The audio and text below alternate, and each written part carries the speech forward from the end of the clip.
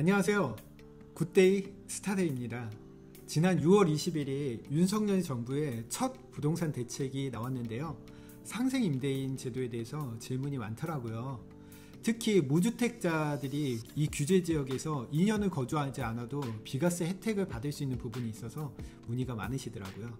일단 기획재정부에서 질문이 많은 부분에 대해서 질문과 답변 형식으로 참고 자료를 내놓았는데요. 단문의 내용을 보니까 주요한 내용은 비과세 내용하고 임대료 5% 이하 인상으로 안정적인 임대주택 공급을 유도하는 취지가 큽니다. 저는 이 내용 중에서 무주택자들이나 아니면 1세대 1주택 분들의 갭 투자가 가능한지에 대해서 중점적으로 한번 말씀드리겠습니다. 상생 임대주택으로 운영된 모든 보유주택의 양도세 비과세 거주요건 2년 플러스 장특공제 거주요건 2년이 면제되는 것인가요? 이건 아닙니다. 상생 임대주택으로 운영된 주택으로서 최종적으로 양도되는 1주택의 거주요건만 면제되는 겁니다.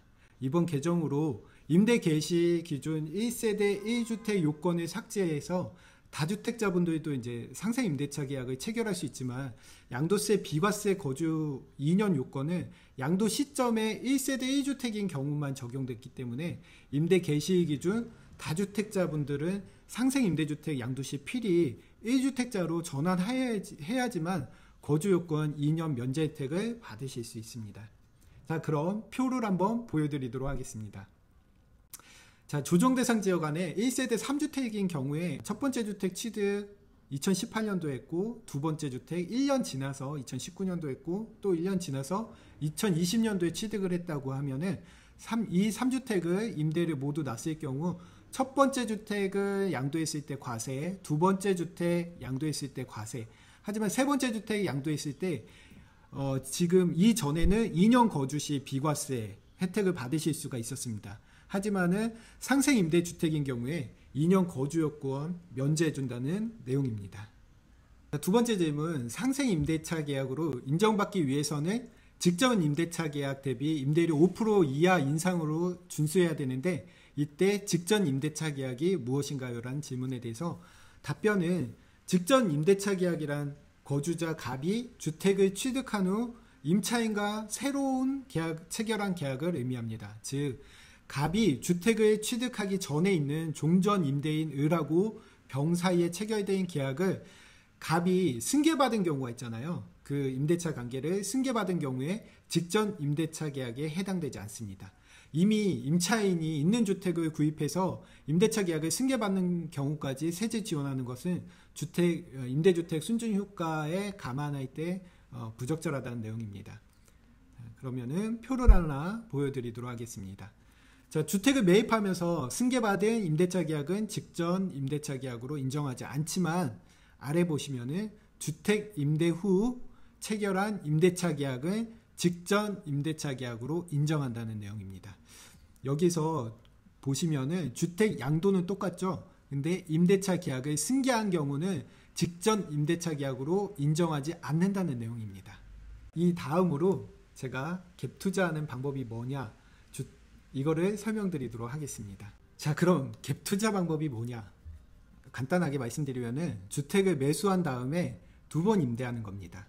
자, 직전 계약, 그러니까 종전 계약의 인정은 전세 끼고 집을 샀다면은 직전 계약으로 인정이 안 됩니다.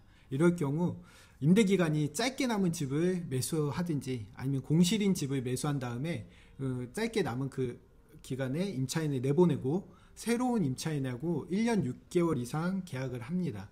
그 다음에 임차인은 동일하든지 바뀌든지 상관없습니다. 직전 계약에 5% 이내로 인상하고 신규 계약이 2년을 넘긴다면 상생 임대인이 되기 때문에 2년 거주하지 않아도 비과세 혜택 받으실 수 있습니다. 자, 상생 임대차 계약은 2021년도 작년 12월 20일부터 2024년도 12월 31일까지 맺은 계약입니다. 그러니까 이제 무주택자면서 갭 투자하실 분들은 이 기간 안에 두 번 임대차 계약하셔야 됩니다. 계약서만 작성해서는 안 되고요. 실제로 계약금이 입금되어야 합니다. 근데 이제 갭 투자하실 분들 이거 조심하셔야 돼요.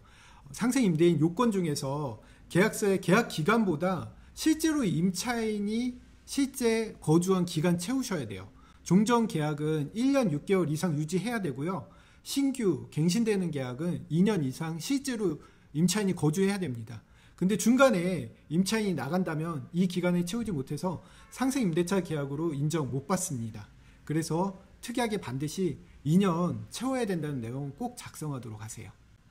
자, 그리고 상생 임대차 계약을 체결하면서 전세에서 월세에서 전세로 전환되는 경우 임대료 5% 이하 인상하는 거 어떻게 판정하는지 문의가 있었는데요. 이거는 민간임대주택특별법 제44조 4항에 따라 한정률을 활용해서 계산하면 되는데요. 복잡한 거 없고요. 계산은 렌트홈이라는 곳에서 계산하시면 됩니다. 지금 확인시켜 드릴게요. 자, 인터넷창 하나 켜주세요. 인터넷창 켜주시고 검색창에다가 렌트홈이라고 검색 한번 해주세요. 이거 임대하시는 분들 많이 사용하시니까는 잘 알아두세요. 렌트홈 클릭. 자, 오른쪽에 보시면은 녹색으로 임대료 인상률 계산이 있습니다. 이거 클릭 하시면은 팝업이 하나 뜹니다. 이걸로 임대료 계산하시면 되세요. 예를 들어서 전세 보증금이 3억인 주택을 보증금 5천만 원으로 낮추면서 월 임대 5% 인상하는 충족하기 위해서는 어떻게 해야 되냐. 좀 전에 3억이었기 때문에 변경 전 금액에다가 3억을 집어넣으시고요. 그 다음에 이 아래에 있는 인상 적용률은 자동으로 들어가 있을 겁니다. 그렇기 때문에 건드리지 않으셔도 되고, 변경되는 내용에 보증금 예를 들어서 5천만 원으로 변경한다고 하시면은 5천만 원 하시고 계산 눌러보시면은 월 임대료 82만 8,125원으로 계산하시면 되세요. 자, 근데 이거는 전세를 월세로 변환했을 때고, 월세를 전세로 계산했을 때 어떻게 하느냐. 만약에 보증금 월세가 2천만 원이었다. 2천만 원이고 월 임대료가 50만 원이었다.